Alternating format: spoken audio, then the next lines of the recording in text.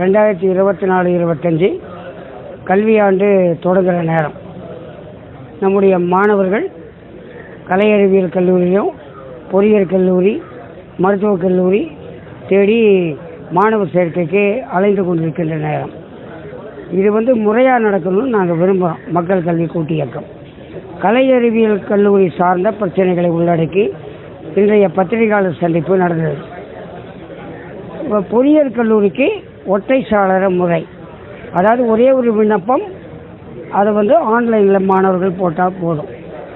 கல்லூரி என்ன, படிப்பு என்ன என்பதை தேர்ந்தெடுத்து அவர்கள் விருப்பப்பட்ட படிப்புக்கு போக முடியும். அதில் கூட கல்வி கட்டணம் அரசாங்கம் நிர்ணயித்த கல்வி கட்டணம் தான் சுயநிதி பொறியியல் கல்லூரி வாங்கணும். இது செய்யணும். அதை கண்காணிப்பதற்கும் வசதியாக இருக்கும் ஒற்றை சாளர முறைனா. அரசு கல்லூரியில் சேருவதற்கும் உதவி பெறும் கல்லூரி சேருவதா எந்த படிப்பு என்பதை தெரிஞ்சுக்கிறதுக்கும் அந்த ஆன்லைன் விண்ணப்ப முறை உதவியாக இருக்கும். ஆனால் கலை அறிவியல் கல்லூரிக்கு அப்படி இல்லை, இன்னைய வரைக்கும் இல்லை. ஏன் அவ்வாறு இல்லை என்ற கேள்வியை எழுப்ப வேண்டியிருக்கு. கலை அறிவியல் கல்லூரியை நோக்கி மாணவர்கள் நிறைய பேர் இப்போ வராங்க. மாணவர்கள் மத்தியில் சில நேரத்தில் ஒவ்வொரு ட்ரெண்டும் மாறுது. சில சமயம் பொறியியலை நோக்கி போகிறாங்க, சில சமயம் கலை அறிவியலை நோக்கி வராங்க. கிராமப்புற மாணவர்கள் ஊருக்கு பக்கத்தில் இருக்கிற கலை அறிவியல் கல்லூரியில் உளவியல் சைக்காலஜியை நோக்கி நிறைய பேர் படிக்க வராங்க. அப்புறம் குரூப் 1 குரூப் 2 இந்த மாதிரி தேர்வெல்லாம் எழுதலாம், ஐஏஎஸ் ஆகலாம். இதற்கு வரலாறு, தமிழ் இலக்கியம் அல்லது பொருளாதாரம், அரசியல் அறிவியல் போன்ற பாடங்கள்லாம் கலை அறிவியல் கல்லூரியில் இருக்குது. உதவி பெறும் கல்லூரிலையும் இருக்குது புவியியல், வரலாறு போன்ற பாடங்கள். வணிகவியலை நோக்கி நிறைய மாணவர்கள் சேர்றாங்க. பிகாம் படித்தா வேலை கிடைக்கும்னு நினைக்கிறாங்க. அது தனியாக பேசுவோம். வேலை வாய்ப்பு எந்தெந்த துறையில் எப்படி இருக்குன்னு. அப்படி இருக்கான்னா அதுவும் கேள்விக்குறிதான். நாம் அதுக்குள்ளே போகலை. ஆனால் மாணவர்கள் வணிகவியலை நோக்கி நிறைய பேர் படிக்கிறாங்க.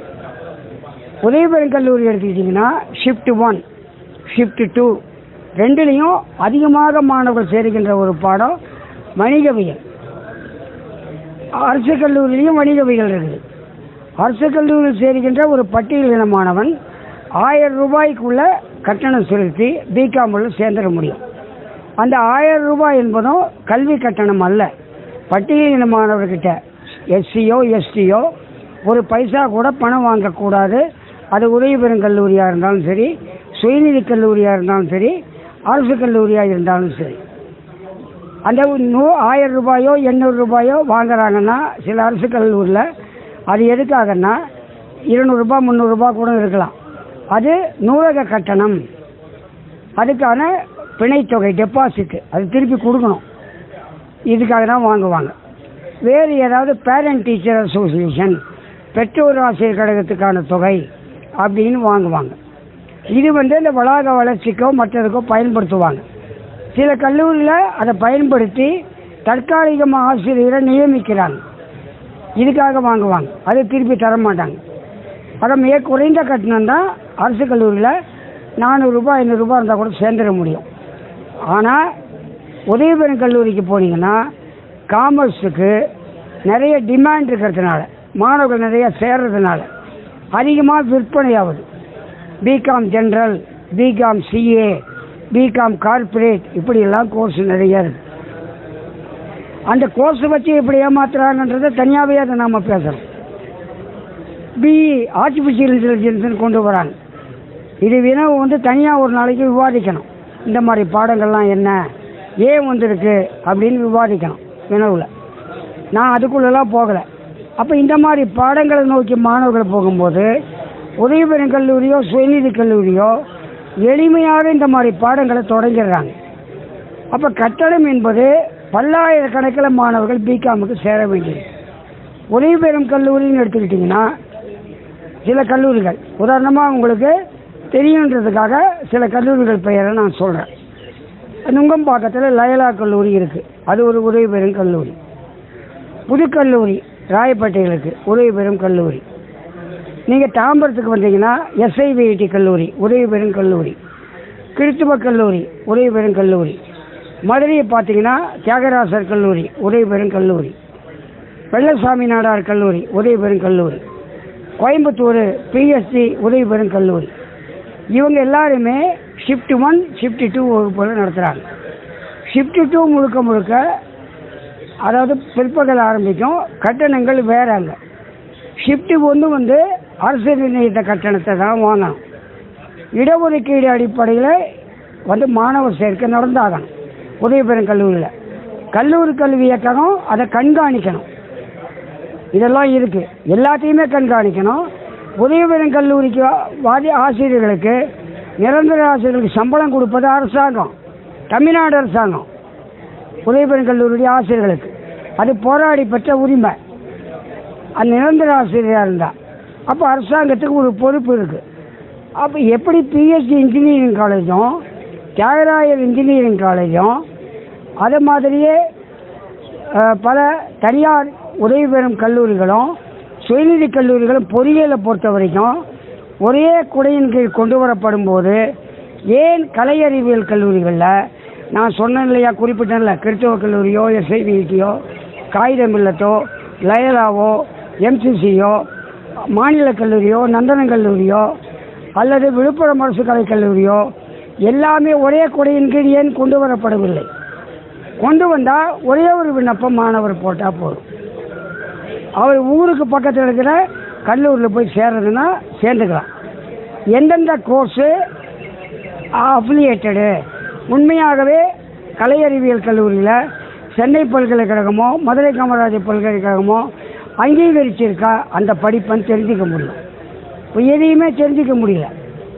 கல்வி கட்டண கொள்ளையை தடுக்க முடியும், மாணவர்கள் தேவையில்லாமல் விண்ணப்பத்துக்கு செலவு பண்ணுறதை குறைக்க முடியும். இதை நாங்கள் முறைப்படுத்த சொல்லி கேட்டோம்.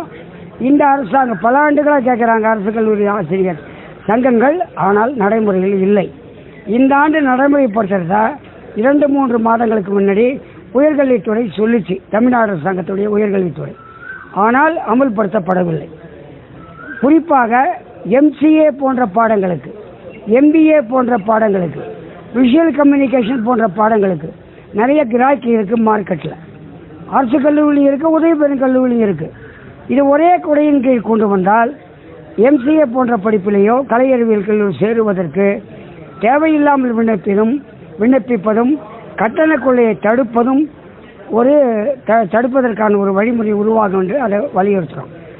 பிறகு இந்த கல்லூரிகள்லாம் எடுத்துக்கிட்டிங்கன்னா அரசு கல்லூரியில் 96க்கு அப்புறம் ஒப்பந்த ஆசிரியர்கள் அதுக்கு முன்னாடி இருந்தாங்க. ஒப்பந்த ஆசிரியர்கள்னால் கல்லூரி கல்வி இயக்குனரோட ஒப்பந்தம் போட்டாங்க. நாங்கள் பணியில் சேர்றோம் அப்படின்னு ஒப்பந்தம் போட்டாங்க.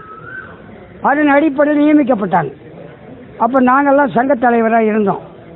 அதுக்கப்புறம் சங்கர் சுப்பிரமணியம் என்ற தோழர் சங்கத் தலைவராக வந்தார். சி சுப்பிரமணியம் சங்கர் சுப்பிரமணியம் பொறுப்பில் இருந்தாங்க. நான் பேராசிரியர் மார்க்ஸு வசந்தி தேவி இப்படி ஒரு டீம் இருந்தோம் தமிழ்நாடு அரசு கல்லூரி ஆசிரியர் கழகத்தில். ஒப்பந்த ஆசிரியர்களை நிரந்தரப்படுத்த போராடணும். யார் போராடணும்? நிரந்தர ஆசிரியர்கள் போராடணும். ஒப்பந்த ஆசிரியர்கள் சிறப்பு ஒரு நடைமுறை மூலம் நிரந்தரப்படுத்தப்பட்டாங்க. அந்த நிரந்தரப்படுத்தப்பட்டவங்க தான் இன்றைக்கி இணை இயக்குனராகவும் இருக்கிறாங்க. ஆனால் அவர்களே கௌரவ உதவியாளர் எப்படி பார்க்குறாங்க, எப்படி கையாளுறாங்கன்னு பார்க்கும்போது வேதனையாக இருக்குது. 96க்கு அப்புறம் கௌரவ உதவியாளர் நியமித்தாங்க. மணி நேரத்துக்கு சம்பளம்னாங்க, மாதத்துக்கு இவ்வளோ சம்பளம்னாங்க. அதே மணி நேரத்துக்கு 100 ரூபா 60 ரூபான்னு இருந்து இன்றைக்கி மாதத்துக்கு 25,000 வாங்குறாங்க. மாதத்துக்கு 57,000 கொடுக்கணும் குறைஞ்சபட்சமாக அப்படின்னு பல்கலைக்கழக மானிய குழு சொல்லிச்சு. சில மாநிலங்கள் தவிர தமிழ்நாடு அரசாங்கமும் அதை அமல்படுத்தவே இல்லை. சில மாநிலங்கள் அமலாக்கியிருக்காங்க. இவங்க 25,000க்கு வேலை செய்கிறாங்க கலை அறிவியல் கல்லூரியில். இவங்க இப்போ சங்கம் அமைச்சிருக்காங்க. 4 சங்கங்கள் கௌரவ உதவியாளர் இருக்குது. இவங்க போராட்டம் நடத்தினாங்க, நீதிமன்றம் போனாங்க. நீதிமன்றம் போன போது ஒரு 1000 பேர் 1146 பேருக்கு ஒரு வாய்ப்பு கிடைக்கிற நிலை உருவாகி இருக்கு. அது ஏப்ரல் 2ஆம் தேதி தீர்ப்பு வந்திருக்கு. 12 வாரத்துக்குள்ள அமலாக்கணும்னு சொல்கிறாங்க. ஆனால் தமிழ்நாடு அரசாங்கம் அதுக்கு அப்பீலுக்கு போகிறதா கேள்விப்படுறோம். நாங்கள் என்ன கோரிக்கை வைக்கிறோம்? ஏறத்தாழ 8000 கௌரவ உதவியாளர்கள் அரசு கல்லூரியில் இருக்கிறாங்க. 8000 பேரையும் நிரந்தரப்படுத்துங்க. அவங்க சர்வீஸுக்கு மார்க் கொடுங்க. அவங்கள நுழைவுத் தேர்வு எழுத சொல்லாதீங்க. எனக்கு தெரிஞ்சு நான் கல்லூரியில் முதல்வராக இருந்தபோது பணியாற்றியவர், அவர் ஒரு மணி நேரத்துக்கு 60 ரூபாய் சம்பளம் வாங்கினவர். நான் 2004 ஓய்வு பெற்றேன். 2002 கல்லூரி முதல்வராக இருந்தேன் குடியாற்றத்தில். அப்போது வேலை செய்தவர் இன்றைக்கும் பணியில் இருக்கார்.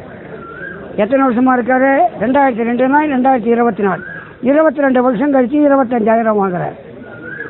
அவரை ரிட்டன் டெஸ்ட் எழுத சொல்கிறாங்க. அவருக்கு வயசு என்ன இருக்குன்றீங்க? 45 வயசுக்கு மேலே இருக்கும். 48 வயசுன்னு நினைக்கிறேன். அவர் 48 வயசுக்காரரும் 22 வயசு 23 வயசு இளைஞனும் ஒரு நுழைவுத் தேர்வு எழுதினாங்கன்னா யாருக்கு வாய்ப்பு அதிகம்? வாய்ப்பு அதிகம்ன்றதை விட 22 வருஷமாக வேலை பார்த்தார் இல்லையா, அதுக்கு ஒரு மதிப்பெண் கொடுக்கணும்ல. அந்த மதிப்பெண் என்ன சொல்லுது தமிழ்நாடு அரசாங்கம்? ரிட்டன் எக்ஸாம் எழுதுங்க, தேர்வு எழுதுங்க. தேர்வில் எம்ஏ படிக்கிறவனும் வருவார், எம்எஸ்சி படிக்கிறவனும் வருவார். வேலையில் இருக்கிற நீங்களும் வாங்க, தேர்வில் தேர்ச்சி பெறுங்க, அப்புறம் நாங்கள் உங்களுக்கு மார்க் கொடுக்குறோன்றாங்க. அப்போ என்ன ஒன்று முடிவு பண்ணிட்டாங்க? இவங்க உழைப்பை உறிஞ்சி சுரண்டி சக்கை மாதிரி இருக்கிறவங்கள வெளியே எரிஞ்சிட்டு புதுசாக இருக்கிறவங்க வேணும். இன்னொன்று என்ன சொல்கிறாங்கன்னா, இந்த புது ரத்தம் இருக்கிற இளைஞர்கள், அதாவது இளைஞர்கள் திறமையாக இருப்பாங்க, நல்லா வேலை செய்வாங்க அப்படின்னு கூட சொல்கிறதா கேள்விப்பட்டோம். என்ன பண்ணுதுன்னா அரசாங்கம் ரொம்ப தந்திரமாக அன்எம்ப்ளாய்டு யூத், வேலையற்ற இளைஞன், அவன் படிச்சுட்டு எம்ஏ படிச்சுட்டு இப்போ தான் வரான், எம்ப்ளாய்மெண்ட் ஆஃபீஸில் ரிஜிஸ்டர் பண்ணியிருக்காரு.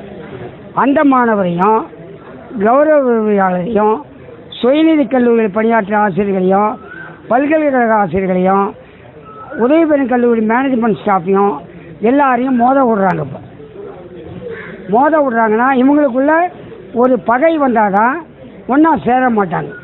அன்எம்ப்ளாய்டு யூத்தும் அண்டர் எம்ப்ளாய்டு, இவங்க அண்டர் எம்ப்ளாய்டு பணியில் குறைவான இடத்துல குறைவான சம்பளத்தோடு வேலை செய்கிற அண்டர் எம்ப்ளாய்டும் அன்எம்ப்ளாய்டும் இணைஞ்சி போராட வேண்டிய கட்டத்தை நோக்கி அவங்க நகரலைன்னா இதுக்கு தீர்வு கிடைக்குமான்றது சந்தேகம்.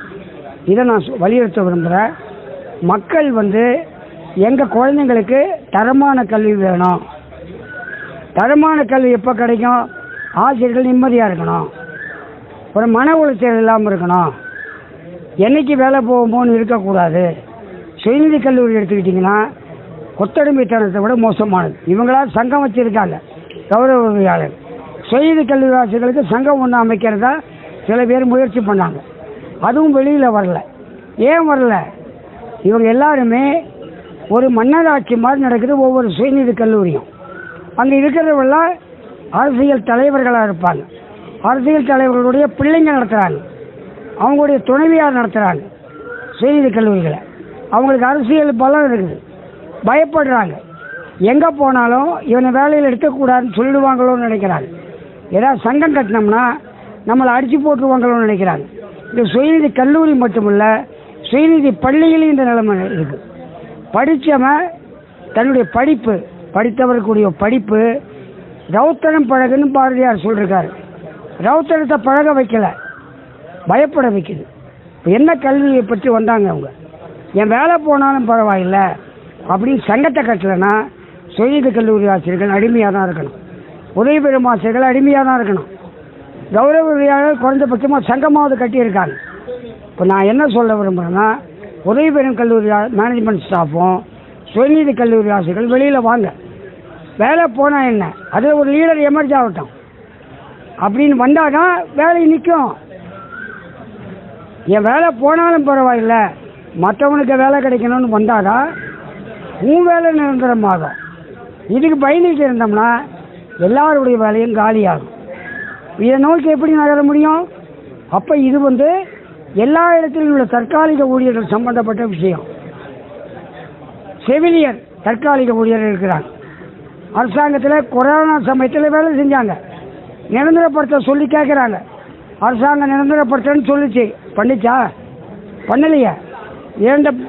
கடந்த ஆட்சியில்னு சொன்னாங்க, இப்போ நடக்கிற ஆட்சின்னு சொன்னாங்க. அந்த செவிலியர்கள் அங்கே பாதுகாப்பு இல்லாமல் வேலை செய்கிறாங்க. ஆனால் அப்பல்லோ மருத்துவமனை, ராமச்சந்திரா மருத்துவமனை, செட்டிநாடு மருத்துவமனை, சென்னையை பொறுத்த வரைக்கும் சொல்கிறேன், மதுரையில் மீனாட்சி மருத்துவமனை, தனியார் மருத்துவமனையில் செவிலியர்கள் இருக்கிறாங்க. அவங்களுக்கும் பணி பாதுகாப்பு சம்பளம் கிடையாது, இவங்களுக்கும் கிடையாது. இதுக்கு அவங்களும் போராடுறாங்க. இது விஷயம் எல்லா செக்டார்லையும் இருக்குது. அதனால் இது எல்லாத்தையும் நம்ம நவதாராள மையத்தினுடைய ஒரு நீட்சியாக பார்க்கணும். இது மின்சார வார ஊழியர்னாலும் அவருக்கு இப்போ கம்பத்தில் உயிர் இழக்கிறாங்க. அப்போ பெரிய வீரர் மாதிரி தொலைக்காட்சியெல்லாம் காட்டுறாங்க. அவங்க செத்த பின்னாடி அவங்க குடும்பத்துக்கு எந்த விதமான பாதுகாப்பும் கிடையாது, எந்த விதமான காம்பன்சேஷன் இழப்பீடும் கிடையாது. ஏன்னா தற்காலிக ஊழியர், ஒப்பந்த ஊழியர். அப்போ ஒப்பந்த ஊழியர் என்ற நோக்கி எல்லா அரசு துறையும் போகுமானால் என்ன ஆகும்? இவை எல்லாமே கான்ட்ராக்டாக விடப்படுமானால் தனியாருடைய கட்டுப்பாட்டுக்குள் அரசு கல்லூரிகளும் அரசு பள்ளிகளும் அரசு நிறுவனங்களும் எல்லாமே மாறுமானால் அரசு துறை என்பதே பொதுத்துறை என்பதே இல்லாமல் போகக்கூடிய ஒரு அபாயம் இருக்கின்றது. அதை காப்பதற்காகவும் கௌரவவாசிகளை காப்பாற்ற வேண்டியிருக்கிறது, தற்காலிக செவிலியரை காப்பாற்ற வேண்டியிருக்கிறது, தற்காலிக மின்சார ஊழியரை காப்பாற்ற வேண்டியிருக்கிறது என்பதையும் சேர்த்து பார்க்க வேண்டும் என்றும் கேட்டுக்கொள்கின்றோம். அண்டர் எம்ப்ளாய்டும் அன்எம்ப்ளாய்டும் இணைந்து போராடவில்லை என்றால் இந்த பிரச்சனைக்கு தீர்வில்லை என்றும் நான் கருதுகின்றேன்.